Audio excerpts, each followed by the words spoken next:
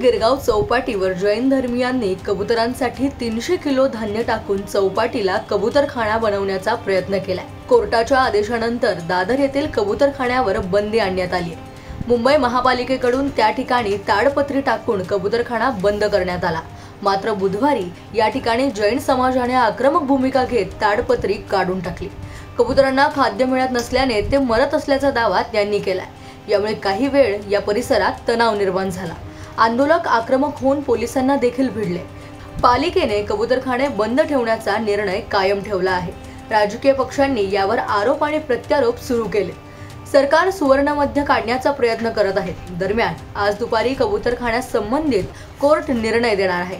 याआधीच काही जैन धर्मीयांनी चौपाटीवर 300 किलो धान्य टाकले। कबूतरांना खाण्यासाठी हे धान्य टाकले असल्याचं या व्हिडिओतून सांगण्यात आलंय। कोर्टाच्या निर्णयापूर्वी जैन धर्मीयांच्या कृतीचा हा व्हिडिओ सोशल मीडियावर सध्या व्हायरल होताना दिसत आहे।